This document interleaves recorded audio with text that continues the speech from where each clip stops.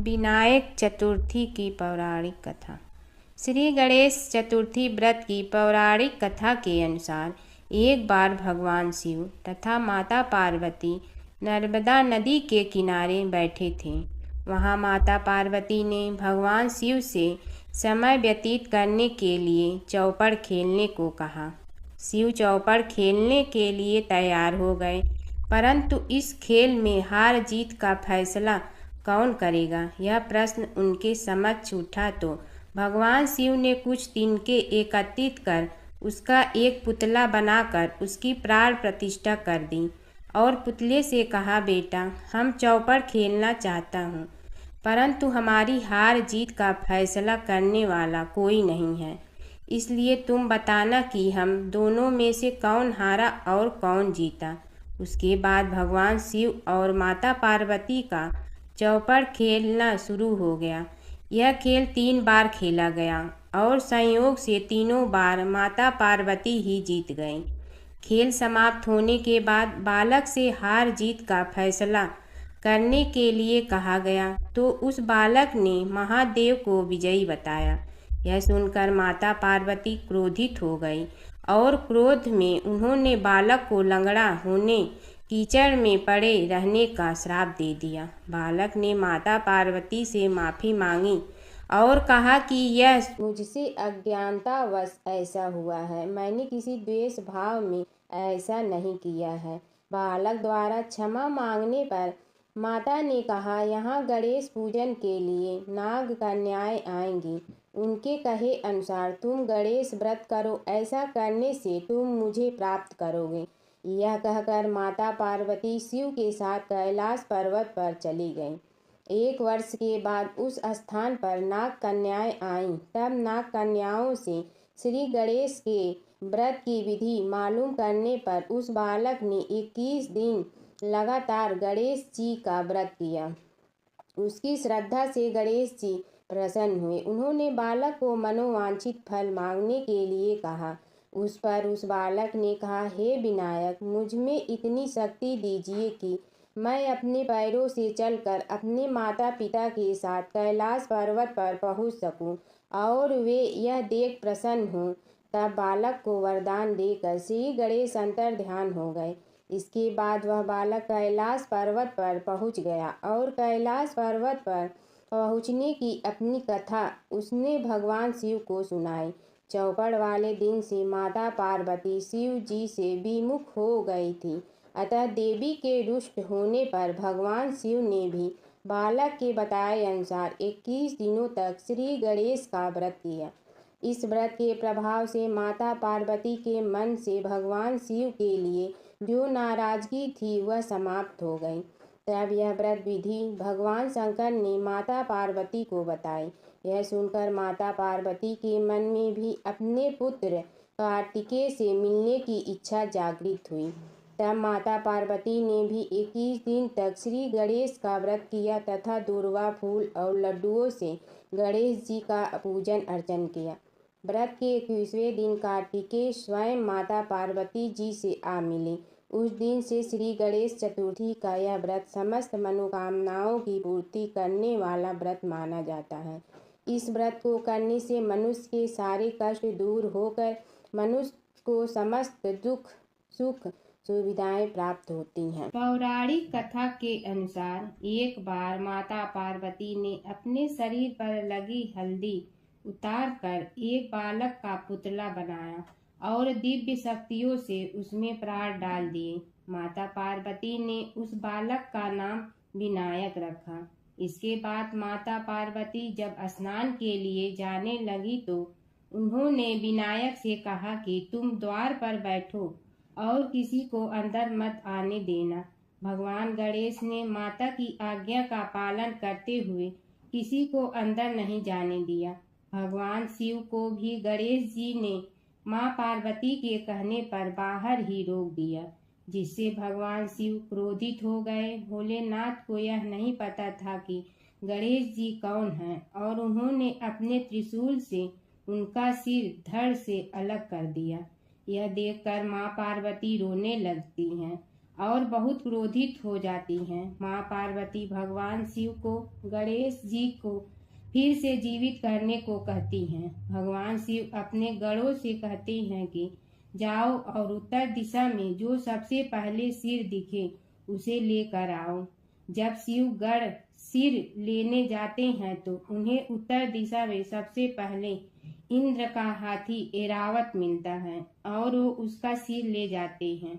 इसके बाद भगवान शिव अपने पुत्र गणेश जी को हाथी का सिर लगाकर जीवित कर देते हैं।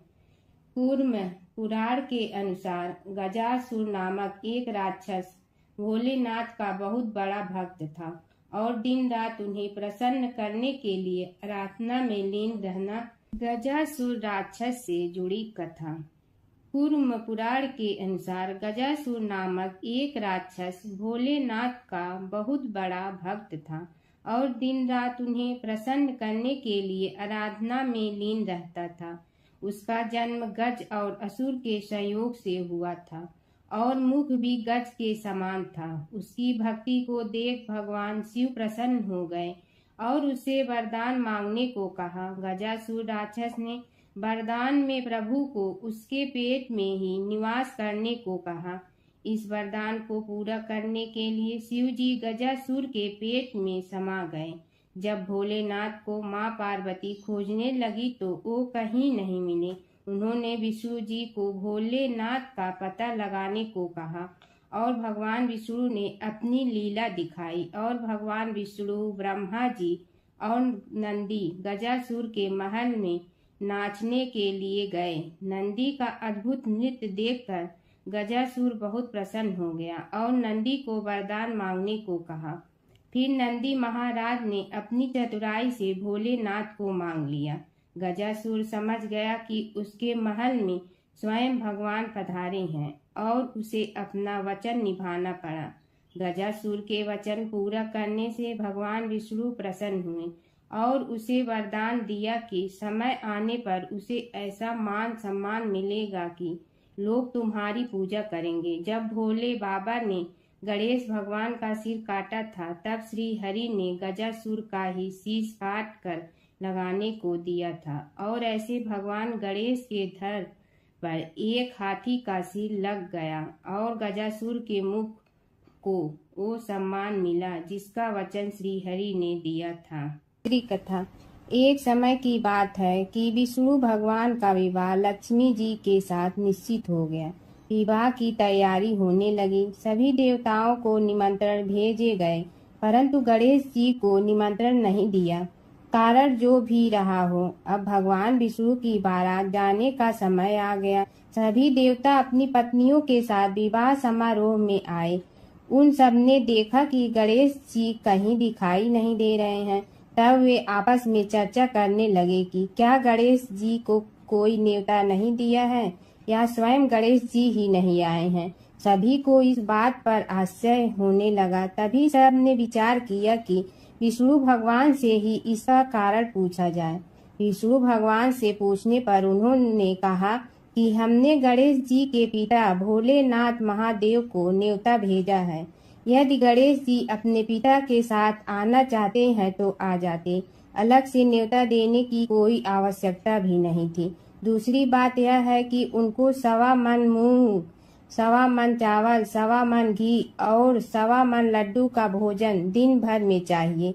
यदि गणेश जी नहीं आएंगे तो कोई बात नहीं। दूसरे के घर जाकर इतना सारा खाना पीना अच्छा भी नहीं लगता। इतनी वार्ता कर ही रहे थे कि किसी एक ने सुझाव दिया, यदि गणेश जी आ भी जाए तो उनके द्वारपाल बनाकर बैठा देंगे कि आप घर की याद रखना। आप तो चूहे पर बैठकर धीरे धीरे चलोगे तो बारात से बहुत पीछे रह जाओगे। यह सुझाव भी सबको पसंद आ गया तो विष्णु भगवान ने भी अपनी सहमति दे दी। होना क्या था कि इतने में गणेश जी वहां आ पहुंचे और उन्हें समझा बुझाकर घर की रखवाली करने बैठा दिया गया। बारात चल रही थी तब नारद जी ने देखा कि गणेश जी तो दरवाजे पर ही बैठे हुए हैं। तो वे गणेश जी के पास गए और रुकने का कारण पूछा। गणेश जी कहने लगे कि विष्णु भगवान ने मेरा बहुत अपमान किया है। नारद जी ने कहने लगे कि अपनी मूषक देना को आगे भेज दे तो वह रास्ता खोद देगी, जिससे उनके वाहन धरती में धंस जाएंगे। तब आपको सम्मान पूर्वक बुलाना पड़ेगा। अब तो गणेश जी ने अपनी मूषक सेना जल्दी से आगे भेज दी और सेना ने जमीन पोली कर दी। जब बारात वहां से निकली तो रथों के पहिए धरती में धंस गए। लाख कोशिश करे परंतु पहिए नहीं निकले। सभी ने अपने अपने उपाय किए परंतु पहिए तो नहीं निकले, बल्कि जगह जगह से टूट गए। किसी की समझ में नहीं आ रहा था कि अब क्या किया जाए। तब तो नारद जी ने कहा, आप लोगों ने गणेश जी का अपमान करके अच्छा नहीं किया।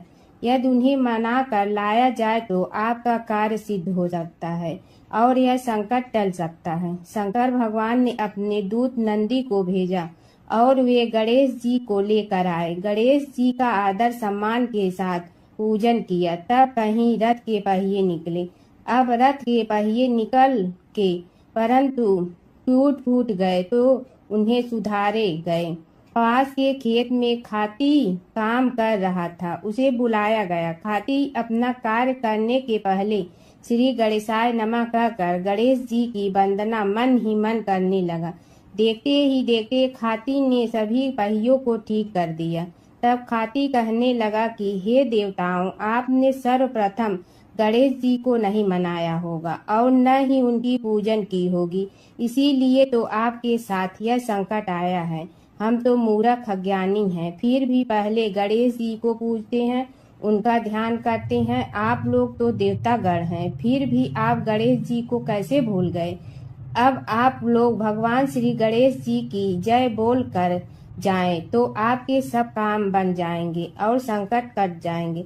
ऐसा कहते हुए बारात वहां से चल दी और विष्णु भगवान को लक्ष्मी जी के साथ विवाह संपन्न करा के सभी सकुशल घर लौट आए। हे गणेश जी महाराज, आपने विष्णु को जैसे कारज सारियो ऐसे कारज सबको सिद्ध कर दो। बोलो गजानन भगवान की जय। एक समय की बात है, एक भाई बहन रहते थे। बहन का नियम था कि वह अपने भाई का चेहरा देखते ही खाना खाती थी। हर रोज वह सुबह उठती थी और जल्दी जल्दी सारा काम करके अपने भाई का मुंह देखने के लिए उसके घर जाती थी। एक दिन रास्ते में एक पीपल के नीचे गणेश जी की मूर्ति रखी थी। उसने भगवान के सामने हाथ जोड़कर कहा कि मेरे जैसा अमर सुहाग और मेरे जैसा अमर पीहर सबको दीजिए। यह कहकर वह आगे बढ़ जाती है। जंगल के झाड़ियों के कांटे उसके पैरों में चुभा करते थे। एक दिन भाई के घर पहुंची और भाई का मुंह देखकर बैठ गई तो भाभी ने पूछा, पैरों में क्या हो गया है। यह सुनकर उसने भाभी को जवाब दिया कि रास्ते में जंगल के झाड़ियों के गिरे हुए कांटे पांव में चुभ गए हैं। जब वह वापस अपने घर आ जाए तब भाभी ने अपने पति से कहा कि रास्ते को साफ करवा दो, आपकी बहन के पांव में बहुत सारे कांटा चुभ गए हैं। भाई ने तब कुल्हाड़ी लेकर सारी झाड़ियों को काटकर रास्ता साफ कर दिया, जिससे गणेश जी का स्थान भी वहां से हट गया। यह देखकर भगवान गुस्सा हो गए और उसके भाई के प्राण हर लिए। लोग अंतिम संस्कार के लिए जब भाई को ले जा रहे थे तब उसकी भाभी रोते हुए लोगों से कही, थोड़ी देर रुक जाओ, उसकी बहन आने वाली है। वह अपने भाई का मुंह देखे बिना नहीं रह सकती है, उसका यह नियम है। तब लोगों ने कहा, आज तो देख लेगी पर कल कैसे देखेगी। रोज दिन की तरह बहन अपने भाई का मुंह देखने के लिए जंगल में निकली। तब जंगल में उसने देखा कि सारा रास्ता साफ किया हुआ है। जब वह आगे बढ़ी तो उसने देखा कि सिद्धि विनायक को भी वहां से हटा दिया गया है। तब उसने जाने से पहले गणेश जी को एक अच्छे स्थान पर रखकर उन्हें स्थान दिया और हाथ जोड़कर बोली, भगवान मेरे जैसा अमर सुहाग और मेरे जैसा अमर पीहर सबको देना और फिर बोलकर आगे निकल गई। भगवान सोचने लगे, अगर इसकी नहीं सुनी तो हमें कौन मानेगा, हमें कौन पूजेगा। तब सिद्धि विनायक ने उसे आवाज दी, बेटी इस खेजड़ी की 7 पत्तियां लेकर जा और उसे कच्चे दूध में धोकर भाई के ऊपर छींटा मार देना, वह उठकर बैठ जाएगा। यह सुनकर जब पीछे मुड़ी तो वहाँ कोई नहीं था। फिर वह यह सोचने लगी कि ठीक है, जैसा सुना वैसा कर लेती हूँ। फिर वह 7 खेजड़ी की पत्तियां लेकर अपने भाई के घर पहुंची। उसने देखा वहाँ कई लोग बैठे हुए हैं। भाभी बैठी रो रही है और भाई की लाश रखी है। तब उसने पत्तियों को बताए हुए नियम के तहत भाई के ऊपर इस्तेमाल किया। तब भाई उठकर बैठ गया। भाई बोला बहन से, मुझे बहुत ही गहरी नींद आ गई थी। तब बहन बोली, यह नींद किसी दुश्मन को भी न आए, और उसने सारी बात अपने भाई को बता दी।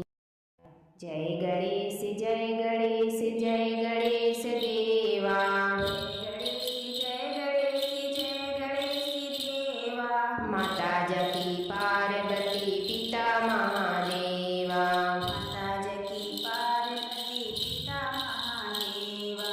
एक दंत दयावंत चार भुजाधारी, एक दंत दयावंत चार भुजाधारी। मस्तक सिंदूर सोहे मूस की सवारी, मस्तक सिंदूर सोहे मूस की सवारी। जय गणेश जय गणेश जय गणेश देवा, जय गणेश जय गणेश जय गणेश देवा। माता जकी पार्वती पिता महादेवा, माता जकी पार्वती पिता महादेवा। अंधन को आँख देत कोढ़िन को काया, अंधन को आँख देत कोढ़िन को काया। भाजन को पुत्र देत निर्धन को माया, भाजन को पुत्र देत निर्धन को माया। जय गणेश